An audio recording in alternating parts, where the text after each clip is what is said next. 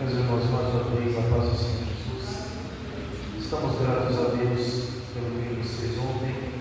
Estivemos aqui às 10 horas da noite, tivemos um culto de Santa Ceia, logo após tivemos também batismo, e logo depois do batismo nós tivemos uma vigília, e nós estivemos aqui até às 3 horas da manhã orando. O Senhor manifestou-se entre nós. Deus nos deu graça para nós orarmos e para que nós também sentíssemos a sua presença. Nenhuma igreja subsiste sem oração. Nós precisamos orar para nos aproximarmos mais de Deus, para que nós tenhamos ter mais intimidade com o nosso Senhor, para que nossos ouvidos espirituais e carnais também estejam sensíveis à voz do nosso Senhor, para que possamos ouvir o seu chamado, e o nosso coração pronto para receber a sua palavra, também guardada na tábua de carne do nosso coração. Todas manifestou-se de maneira gloriosa em nosso meio. O povo cansou, e hoje o povo não congregou, mas Deus ainda permanece conosco. Isso é o mais importante. É a presença de Deus em nosso meio. A nossa busca, ela não é necessária. Nós precisamos manter a nossa vida espiritual em ordem, sempre próximos do Senhor, em oração, para que o Senhor nos abençoe conforme a sua boa e agradável vontade. O livro de 2 Samuel, capítulo 18, eu percebo quando relata a batalha do bosque de Efraim, quando um dos filhos de Davi, mas exatamente Absalão, se levanta contra o seu pai. Absalão quer ser rei sem que alguém nomeie rei. Ele quer tomar a posse do reinado do seu pai sem que seu pai nomeie, sem que seu pai transfira a autoridade de rei para ele. Então ele acha por bem de tomar o reino do seu pai por força. E Davi não vai enfrentar seu filho. Davi acha melhor deixar o seu palácio. Ele vai pegar um dos seus companheiros mais próximos. Ele vai deixar suas concubinas à guarda do palácio, e ele vai sair do palácio. E os homens que estão sabendo que Davi está indo embora, vai se abrigar numa caverna, de um palácio, vai para uma caverna.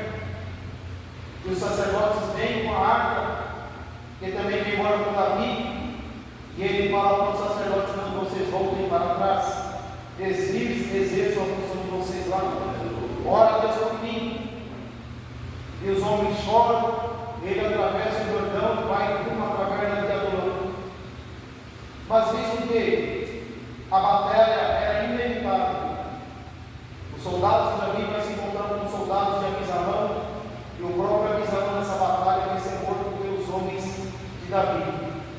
Absalão fica com seus cabelos presos, esmurrado de uma árvore no bosque de Efraim, e fica vulnerável, não tem como se defender. A mula que ele estava montada, segundo o texto, vai embora e ele fica suspenso no ar. Então os soldados de Davi vêm e começam a atravessá-lo com as suas lanças. Está escrito no texto também que mais matou o bosque naquele dia do que os homens de Davi com suas espadas. Então o bosque se encarregou de matar aqueles homens que se voltaram contra o rei. O bosque em si não tem vida para matar ninguém, mas Deus usou da natureza para que aqueles homens que acompanhassem Absalão tivessem cada um seu destino conforme merecia. Se voltaram contra o rei, se aliaram ao homem maligno, porque Absalão se tornou um homem maligno. E segundo o texto também está escrito que Absalão era um homem muito bonito, formoso, de ombros largos. Em Absalão fisicamente não havia nenhum tipo de defeito. Cabelo, nariz, olhos, corpo, a estrutura física de Absalão, ele era perfeito. Absalão seria aquilo que as mulheres chamam de hoje, o verdadeiro pão.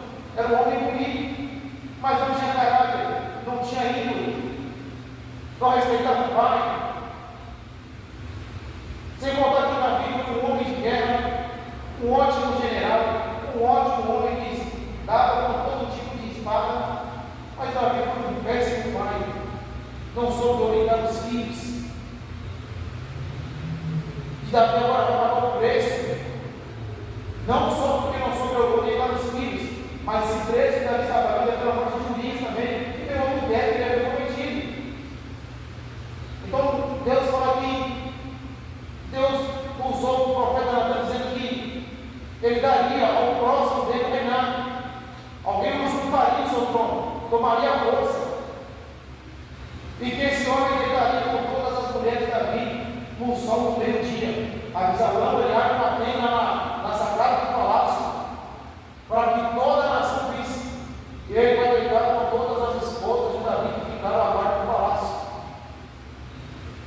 Davi saiu envergonhado, mas era a mão de Deus ali. Só que Deus vai dar vitória para Davi, porque Davi era um homem de guerra, foi um pai muito bom, não orientou os filhos, mas Davi era um homem que tinha um coração derretido diante de Deus. Então Deus vai conceder vitória ainda que Davi deu ordem aos soldados: vocês não façam nada ao jovem Abisalão. Na outra tradução vai dizer o jovem, vai dizer o mancebo. Mas os homens de Davi estavam tão enfurecidos pela má postura do filho Davi, que eles não vão obedecer o seu rei e o seu general, e vai matá-lo. E ele vai morrer. Logo após a morte de Abisalão, que ele é sepultado, e Davi vai lamentar a morte de Abisalão, ele vai gritar no palácio: Abisalão, Abisalão, meu filho, até que um dos seus generais dele repreenda ele e chama a atenção de Davi: meu rei, não faça isso, que o Senhor não vai perder o valor dos seus soldados.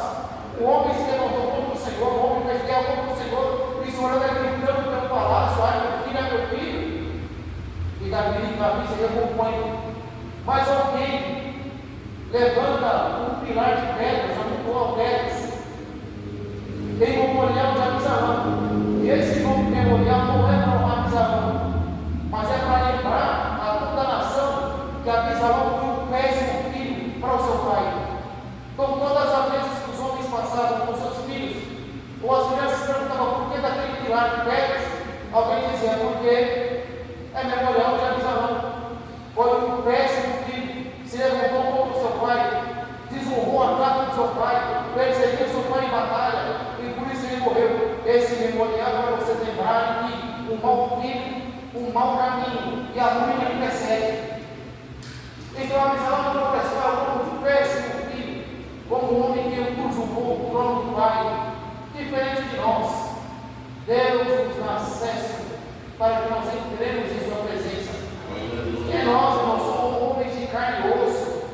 Não temos como nós queremos usurpar a glória de Deus, ainda que alguns tentem fazer isso, queremos se exaltar a si próprio, ou porque tem dons, ou porque prega bem, ou porque tem isso e tem aquilo, então logo Deus abate. Logo Deus trata de abater, e quando eu falo de abater, nem sempre significa matar, mas Deus humilha ele até o toda a terra, para que todos saibam que Deus, é a sua glória é dele. E que nós somos bons participantes dessa glória.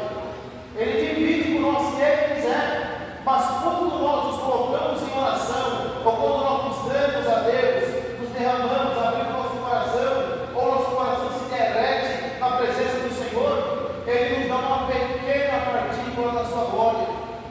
E é quando nós nos enchemos, e é quando Ele nos capacita, e nós pregamos para aqueles que precisam de ouvir a palavra do Senhor, anunciamos a graça do Senhor para aqueles que estão perdidos nesse mundo. Eles se convertem e se tornam atalaias também, anunciantes da palavra do Senhor. Então nós vamos continuando nesse caminho até que o Senhor volte nos buscar. Sejamos bons filhos para um pai excelente que é o nosso Deus. Sejamos bons servos para um Deus que nos comprou com o seu sangue perdido na vida cruz do Calvário, e arrolou o meu nome, o seu nome, o livro da vida, e brevemente virá nos buscar para a mansão celestial, onde tudo está preparado. Se nós cremos assim, nós celebramos isso, amém.